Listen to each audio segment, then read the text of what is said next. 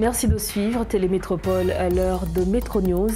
Bonsoir à toutes et à tous. Bienvenue dans notre dernière édition de Métro News pour la semaine.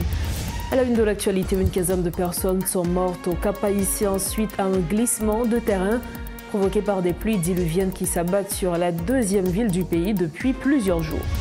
Nous parlerons également dans ce journal de la reprise des activités ce vendredi au terminal de Vareux, 2 jours après que la PNH ait commencé à sécuriser les installations. 29 camions ont quitté le terminal pour approvisionner les pompes à essence. Et puis nous terminerons par la célébration ce vendredi de la Journée mondiale de la liberté de la presse. La presse au service de la planète, crise environnementale et urgence du journalisme est le thème retenu cette année par l'agence de l'ONU, UNESCO, pour marquer cette date.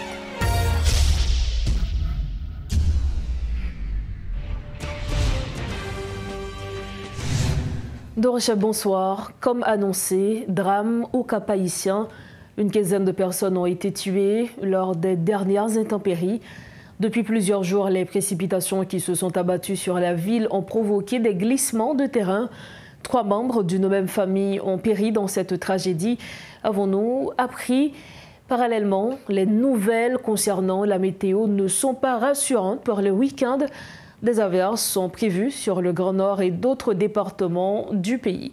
Pour en parler avec nous ce soir, Madame Fania Joseph, la directrice exécutive de l'AGERCA, qui est le représentant de la société civile et du secteur privé dans le système national des gestions des risques et des désastres en Haïti. Et c'est elle qui est notre invitée ce soir via visioconférence. Bonsoir Madame Joseph, bienvenue à Métro News. Bonsoir à vous Madame Rose-Berline Batelmi, c'est un plaisir pour moi d'être avec vous ce soir. Comme vous avez dit tantôt, je suis la directrice exécutive de la GERCA et je salue aussi tous les auditeurs et les téléspectateurs de Radio-Télé Métropole et spécialement l'émission Métro News ce soir. Alors, depuis quelques jours déjà, Haïti connaît plusieurs intempéries et suite à ces pluies diluviennes, au moins 15 personnes ont péri. Madame Joseph, dans quelles conditions ces personnes ont perdu la vie et notamment, quelles sont les régions qui sont les plus touchées par ces intempéries? Parfait, merci beaucoup pour votre question. Je dois dire avant tout qu'effectivement, Haïti connaît une période, depuis le 1er mai, nous connaissons vraiment, au niveau de plusieurs départements, spécialement les départements de Nîmes, de l'Ouest, du Centre, de l'Artibonite et du Grand Nord, aussi dans le Grand Sud. Il y a eu beaucoup de situations d'inondation, beaucoup de glissements de terrain et ça a causé effectivement beaucoup de victimes. Comme vous avez dit, nous avons plus d'une dizaine de décès, nous avons environ une vingtaine de maisons endommagées, nous avons plus de 3 maisons qui ont été détruites et plus de 2260 maisons qui ont été inondées. Et la majorité de ces cas ont été répertoriés plutôt dans le Grand Nord. Et là, comme nous le savons, il y a vraiment une masse d'air au niveau de la grande au niveau des grandes Antilles qui provoque justement ces pluies au niveau de tous ces départements. Et là, je tiens à rappeler, puisqu'il y a beaucoup de personnes dans la population qui pensent qu'il s'agit d'un cyclone et des choses comme ça, mais pourtant, ce n'est pas le cas, c'est juste la saison pluvieuse. Donc, la saison pluvieuse qui a commencé, et malheureusement, elle a commencé de manière assez active pour nous au niveau du pays. Donc, et ça va continuer justement pendant tout le week-end et dans plusieurs départements. Donc, je tiens à rappeler aussi que selon l'UHM, qui est un partenaire clé de la GERCA, qui est l'unité hydrométéorologique, la pluie va continuer à tomber sur plusieurs départements dans le pays, et surtout l'après-midi et dans la soirée. Donc, on aura toujours, et au niveau des rivières, les rivières seront toujours en crue, ça va continuer, et certaines rivières, ça va même s'aggraver dans certaines zones. Et à cause de la saturation du sol, on aura aussi plusieurs cas d'inondation qui vont se répéter aujourd'hui, demain et après-demain. Donc, pour ce week-end, pour la semaine qui vient également, donc est-ce que peuple, population, on doit attendre avec de fortes pluies? C'est ça qui a causé toujours des inondations? Oui, exactement. Mais ça, c'est plus pour week-end.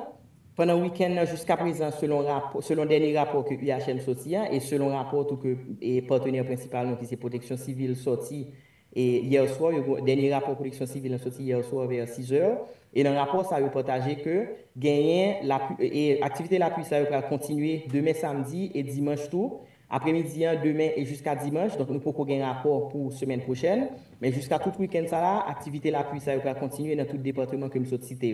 Donc, je peux prendre encore dans l'ouest, dans la Tibonite, dans le centre, dans le Grand Nord là, dans le sud et dans le département NIP.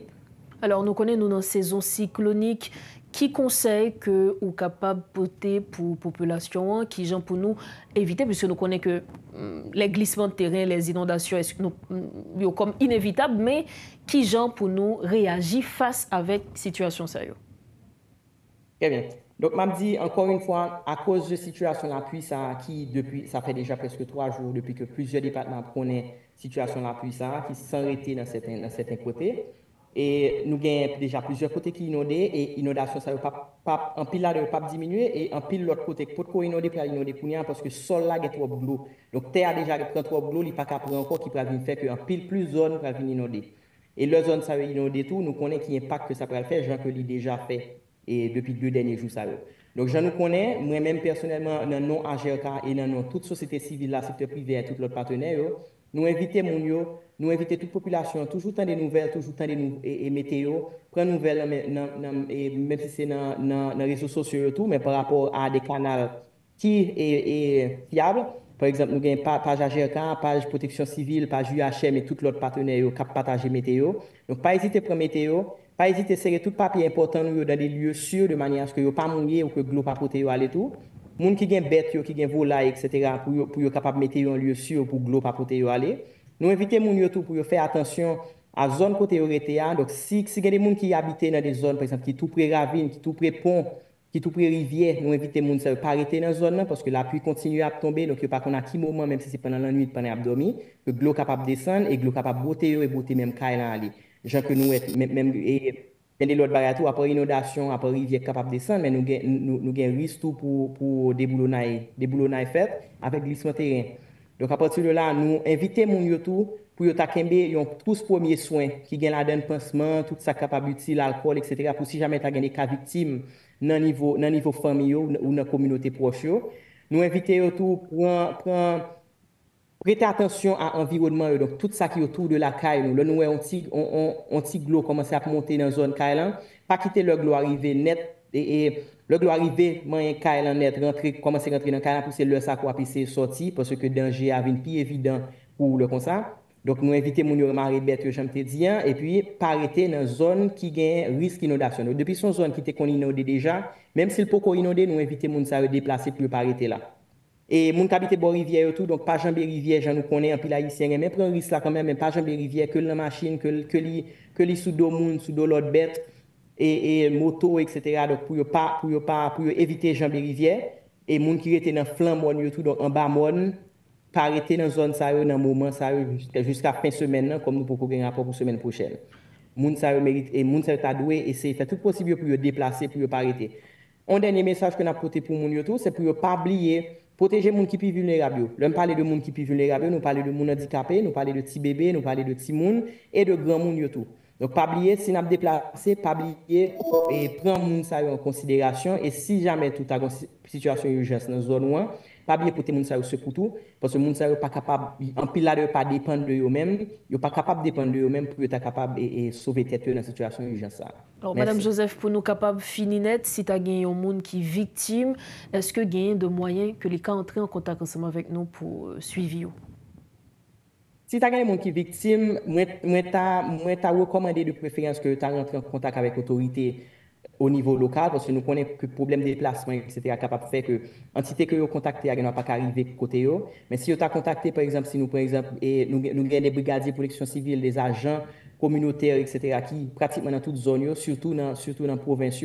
Donc, si vous rentré en contact avec Mounsayo, vous êtes capable de recevoir le support que vous avez besoin plus rapide. Donc, si nous prenons, par exemple, de l'autorité concernée, si nous prenons, par exemple, et nous avons des volontaires à la Croix-Rouge qui sont toujours mobilisés, nous avons et Centre ambulancier national Cannes, nous gagnons tout, et j'aime dire, agent de protection civile en premier. Ensuite, nous sommes capables de contacter la police, toute autorité, les pompiers, tout ça dans la zone, nous vraiment qui capable de porter premier soin. Parce que peut-être que le monde qui peut aider nous directement, il n'est pas disponible, ou il n'est pas qu'à déplacer, ou il n'est pas en mesure pour venir porter nous secours. Donc, il faut nous quand même prendre information dans l'environnement proche nous, zone côté d'habiter, à qui entité, qui dans la zone ça qui est capable de faire au moins première réponse, mais venir porter nous secours si nous avons une situation d'urgence. Merci infiniment, Madame Fania Joseph. Très bien, merci beaucoup. Merci un peu même tout à Madame Barthélémy. Et encore une fois, je salue, je remercie tout auditeur et téléspectateur Radio Télé Métropole et spécialement émission Métro News. Et tout staff Métropole en tout, nous voyons un gros coup de chapeau pour nous, pour bon travail ça que nous avons fait dans la communauté haïtienne. Merci encore, et vous aussi. Merci. Tenez bon.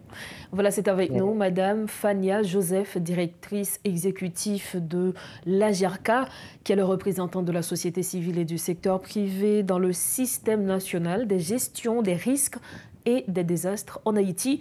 Elle était notre invitée ce vendredi pour parler de la météo.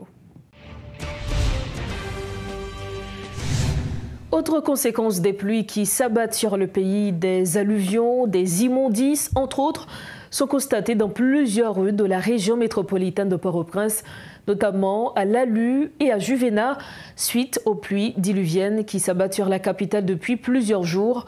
Les canaux d'évacuation qui ne sont pas curés sont à la base de cette situation.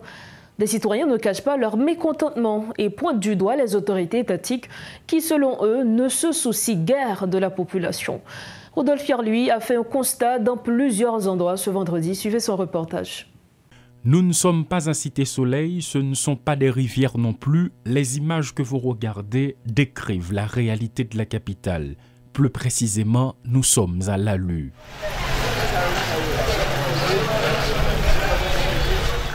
Port-au-Prince, une capitale qui apparemment ne peut plus supporter les pluies à cause de la fragilité de ses infrastructures et l'irresponsabilité de ses citoyens. À cette heure de pointe, tout va au ralenti. Les moyens de locomotion sont réduits. De l'eau, de la boue, des gravois, des alluvions et des immondices entravent grandement la circulation. Les conducteurs tentent de circuler à travers des embouteillages et les piétons se frayent difficilement un passage. Sous les tréteaux des marchandes qui occupent les trottoirs et une partie des deux côtés de la route, la boue se mélange aux ordures et le tout offre une image lamentable du centre-ville de Port-au-Prince. Dans certains endroits, la route donne simplement l'aspect d'une rivière non drainée. Cette situation alarmante est le résultat des pluies diluviennes qui se sont abattues sur le pays, les canaux non entretenus ou obstrués, ne pouvant pas assurer le drainage des eaux, débordent dans nos routes déjà en mauvais état. Mécontents, des citoyens accusent les autorités étatiques qui, selon eux, sont les principaux responsables de cette situation. Toutefois, ils n'espèrent aucun changement pour autant. Nous n'avons pas le choix. La situation a toujours été ainsi et ce n'est pas demain qu'il y aura une amélioration, a fait remarquer un commerçant du centre-ville. Des pluies, on en aura toujours, mais cela relève de l'attribution des agents intérimaires qui sont encore en place. Paul Léel et Rodolphe Pierre-Louis pour Télémétropole. En politique, malgré le processus de désignation d'un coordinateur pour le Conseil présidentiel, la mise en branle de la machine étatique pour adresser les problèmes fondamentaux du pays tarde à se faire sentir. L'équipe du Premier ministre par intérim, Michel-Patrick Boisvert, continue de liquider les affaires courantes pendant que les membres du Conseil présidentiel se chamaillent. La population reste en attente d'action alors que les gangs armés continuent leur oppression.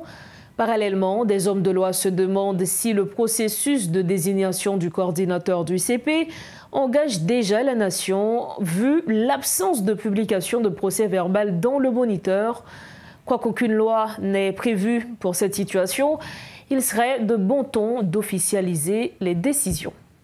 Dans l'intervalle, le nouvel ambassadeur américain en Haïti, Denis Hankins, salue l'installation du Conseil présidentiel à laquelle il a pris part, réitérant que le gouvernement américain se tient aux côtés du peuple haïtien. Le diplomate promet de travailler avec les nouveaux dirigeants du pays. Suivez les déclarations de l'ambassadeur américain Denis Hankins. Je pense que c'est une réflexion de capacité de tous les forces vives haïtiennes de travailler ensemble. Nous savons que ce conseil, c'est c'est toutes les gammes de politique sociale du pays. Alors, ils ont montré qu'ils peuvent travailler, oublier les emplois personnels et emplois de partis pour travailler ensemble au nom de peuple haïtien. Alors, c'est un signe très positif et ils sont prêts de travailler avec eux et avec un éventuel nouveau gouvernement. Aider les Haïtiens de sortir de cette crise actuelle. Et nous sommes là pour aider tous les Haïtiens qui veulent un Haïti meilleur, de travailler en termes de paix et de stabilité. Mais les tâches sont immenses devant cette gouvernement. Autre information dans ce journal, alors que les opérations de vol ont cessé depuis près de 2 mois en raison de la situation sécuritaire du pays, un nouvel avion militaire américain a atterri sur le tarmac de l'aéroport international Toussaint Louverture ce vendredi. Soulignons que quelques heures avant l'arrivée de l'avion militaire, un incident a eu lieu où un drone a été abattu par les forces de l'ordre. Pour l'heure, aucune information n'est disponible sur le contenu de cet appareil. Autre point de l'actualité, ce 3 mai marque la journée mondiale de la liberté de la presse. La presse au service de la planète, crise environnementale et urgence du journalisme est le thème retenu cette année par l'agence de l'ONU, UNESCO. Dans un monde où le travail du journaliste n'est pas sans risque et que l'accès à l'information est extrêmement difficile dans certains pays, les projecteurs sont braqués sur les travailleurs de la presse à Gaza. Le secrétaire général de l'ONU, Antonio Guterres, se dit choqué et consterné par le nombre de journalistes qui ont été tués lors des opérations militaires menées par Israël à Gaza. Les journalistes palestiniens couvrant Gaza ont été désignés jeudi lauréats du prix mondial de la liberté de la presse UNESCO Guillermo Cano 2024 sur recommandation d'un jury international de professionnels des médias. Au-delà de Gaza, il a observé que partout dans le monde, des professionnels des médias risquent leur vie pour tenter de nous informer sur tous les sujets, de la guerre à la démocratie. Chez nous, en Haïti, la célébration se réalise dans un contexte où le plus ancien quotidien du pays, le Nouvelliste, et les presses nationales qui publient le journal officiel Le Moniteur ont été vandalisés par des bandes criminelles. De nos jours, les travailleurs de la presse ne sont pas libres de leurs mouvements.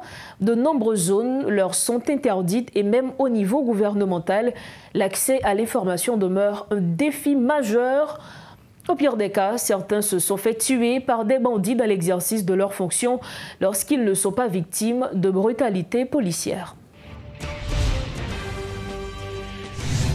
Le ministère de la Culture et de la Communication rend hommage à l'occasion de la Journée mondiale de la liberté de la presse aux professionnels de ce secteur en Haïti qui travaillent sans relâche en dépit des contraintes pour apporter à la population des informations de qualité en toute honnêteté.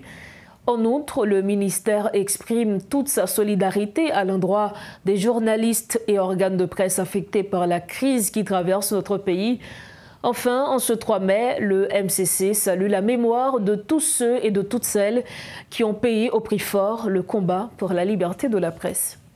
Toujours en rapport avec cette journée, Max Chauvet, le directeur du quotidien Le Nouvelliste, qui vient de fêter ses 126 ans dans un contexte difficile, condamne les interviews de chefs de gang par des journalistes étrangers. Il rappelle qu'il s'agit d'une pratique contraire aux lois de la plupart des pays. Il note également que ces journalistes utilisent ces interviews pour faire passer les chefs de gang pour des révolutionnaires vertueux qui n'hésitent toutefois pas à... Je veux dire qu'en ce qui a trait aux médias de la dernière marche, nous ne pas bailler gang la parole. En fait, si vous regardez bien, gang, c'est dans les réseaux sociaux, ils font pour petites vidéos, il y a des gens qui font des vidéos pour eux, ils ont diffusé, ou bien il y a 2, 3 médias, de nouveaux médias inconnus. Mais les médias traditionnels, je peux dire à 90%, ils n'ont pas baillé la parole. Parce que, si vous regardez aux États-Unis, il n'y a aucun média qui a parlé avec El Chapo, il n'y a aucun média qui a parlé avec Ben Laden, et ils connaissent ça pour faire dans le pays. Mais comme c'est Haïti, tout est permis. Moi-même, condamné fortement à faire que vous ayez accès à gang ça et que vous avez la parole, et pour faire passer une image complètement fausse que ce sont des révolutionnaires. Des révolutionnaires de quoi? Ça a fait jusqu'à présent. C'est crasé, seulement. Il a détruit, il a crasé, et puis il y a l'audace, il a fait des vidéos qu'il a montré tout Kobio, il a montré nouvelles richesses. Donc, ce sont les nouveaux oligarques de ce pays. Comme il y aurait aimé à critiquer les oligarques traditionnels, même ces oligarques, ils ont écoulé à tout. Donc, de quoi parle-t-on? Donc, je condamne fortement le fait que ces médias viennent et trouvent accès avec la complicité de qui, je ne sais pas. Et puis, ça veut dire que les forces de sécurité de ce pays n'ont pas fait travailler correctement. Si simple que cela. Parlons à présent de la crise de carburant qui sévit dans le pays. Les activités ont repris ce vendredi au terminal de Vareux, 2 jours après que la PNH ait commencé à sécuriser les installations. 29 camions ont quitté le terminal pour approvisionner les pompes à essence, d'autant que le prix du gallon de la gasoline a presque triplé sur le marché informel ces derniers jours. Pour clôturer cette page, à Cité-Soleil et à Canaan, des femmes et des filles sont souvent soumis à des violences sexuelles, une pratique imposée par les individus armés qui prend de plus en plus d'ampleur. Des victimes de viols par des bandits dénoncent cette situation qui n'est pas sans impact sur leur santé. L'Organisation des citoyens pour une nouvelle Haïti, OCNH, qui tente de venir en aide à nombre de ces victimes, dénonce l'augmentation de ces crimes sexuels au sein de la société. C'est un reportage de Richie Fortuné.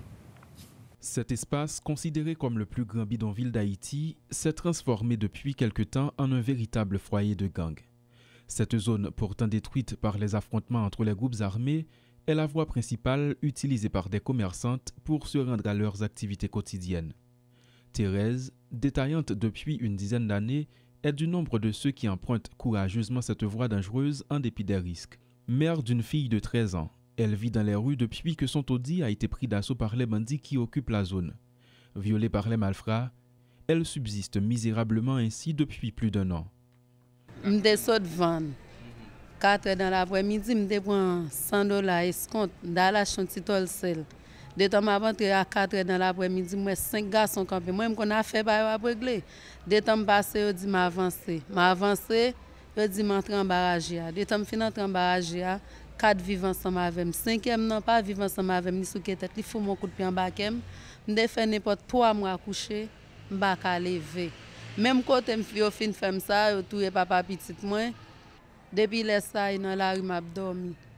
Bagay moun kap bam, bagay relem, bagay. Et seul moi pour comme à 4 timoun. Les timoun yo grand gounan comme ba jeune pour m'ba yo, m'prend la rue toi mais a tout gen coup de balle. On garçon a passé, me dit bonsoir mais ça vite timoun. Li dit moi espère figue nous là, dit pour m'ta faut garder 50 gouttes la femme couche avant parce que jeune femme tant que nous pas honte pour n'a venir demander. Moi même me senti. C'est une pratique assez répandue à Cité-Soleil. Dans cette banlieue contrôlée totalement par les gangs, les bandits ne laissent aucun choix aux femmes vulnérables qu'ils rencontrent. 5 hommes armés jusqu'aux dents ont abusé de Chantal alors qu'elle retournait chez elle à la fin de l'année 2023. Les postes de péage érigés par les bandits dans les zones sous leur contrôle sont devenus des abcès de fixation des violences sexuelles. C'est le refus du chauffeur de taxi qui la transportait de verser la somme exigée pour passer à Canaan qui est à l'origine du sort infligé à Marie-Ange et à la dizaine de femmes qui l'accompagnaient. Elle évoque son calvaire. Qui j'en ai fait? Tant que chaque chauffeur a passé, il a campé, il a une recette pour le faire. Pour le faire, quand il y a un chauffeur a dit, nous te payé déjà, il y a un cahier dans mes yeux, il ouvre le cahier, il a dit non, pour payer. Le chauffeur a dit oui, je paye, il a dit non, ou pourquoi. Et puis il a dit tout le monde qui est dans la machine, descend. Et puis nous descendons. Quand il y a là, il prend nous, il rentre en barrage avec nous, il a violé, depuis ses filles, il bat nous, ou M15e. Tant que le soleil a commencé chaud, je ne peux pas regarder bien là-dedans. La pompe de l'eau, elle fait mal. Ils ont violé nous. Nous avons fait au moins de combien de jours ils ont été nous. Et puis les m'a plaint, me dit que si moun bagay moun qui pour aider tant qu'il a demandé un homme de cob. Me dit mes amis, si n'a demandé un cob ça etier n'a tié moi parce que me pas joindre ni pour m'ba nous, me dit me pas joindre ni. Me dit parce que et mauvais la vie qui fait me sortir.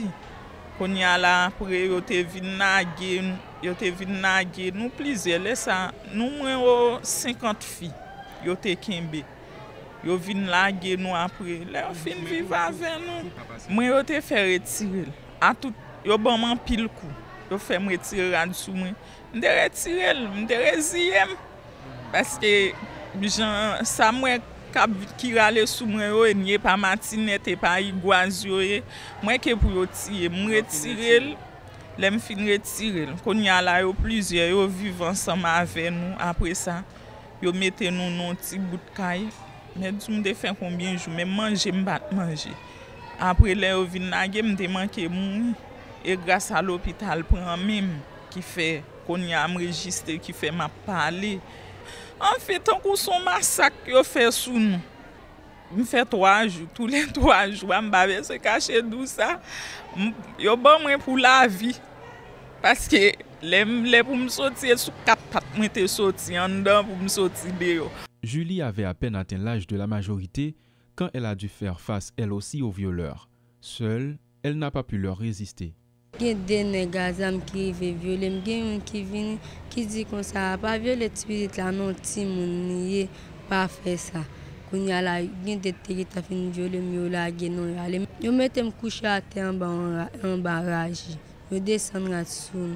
Yo fait bagarre avec moun pas vle bon coup de poing bâtiment. Moi fin faire bon chic bâtiment fait mal. Elle m'a pris m'a fait un pile bouguin qui viennent conscience reprocher qui fait la nous.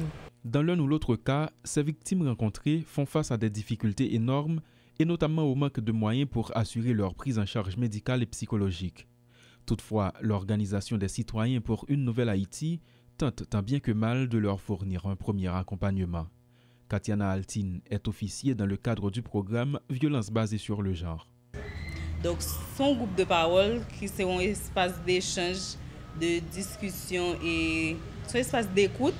Parce que toutes mesdames nous recevons, c'est des mesdames qui sont victimes de viol, malheureusement, dans le contexte difficile que le pays a trouvé là, c'est des mesdames qui sont victimes de viol, soit pendant qu'ils ont sorti dans la rue ou bien la caillou, bandit armé rentré, et puis ils sont victimes de viol. Donc, c'est des mesdames qui ont vraiment besoin d'espace, d'échange pour qu'elles continuent à vivre, continuer à avancer. Mis à part ça, ils vivent qui est vraiment difficile. Tel est le cas de centaines de femmes à travers le pays, victimes directement de la terreur imposée par les gangs. Soumises à de viols collectifs, elles ne savent plus à quel saint se vouer. Face à elles, les criminels sont passés maîtres dans l'art d'utiliser la violence sexuelle pour répandre la peur. Nous refermons cette édition, mais avant de partir, voici le rappel des titres développés ce vendredi. Une quinzaine de personnes sont mortes au Cap-Haïtien suite à un glissement de terrain provoqué par des pluies diluviennes qui s'abattent sur la deuxième ville du pays depuis plusieurs jours. Nous avions également parlé dans ce journal de la reprise des activités ce vendredi au terminal de Vareux, 2 jours après que la PNH ait commencé à sécuriser les installations. 29 camions-citernes ont quitté le terminal pour approvisionner les pompes à essence. Et puis célébration ce vendredi de la Journée mondiale de la liberté de la presse. La presse au service de la planète, crise environnementale et urgence du journalisme est le thème retenu cette année par l'agence de l'ONU UNESCO pour marquer cette date. C'est ainsi qu'on referme cette édition. Merci infiniment à chacun de vous de l'avoir suivi. C'est le week-end, profitez bien de la vie et surtout rejoignez-nous sains et saufs lundi prochain. Bonsoir.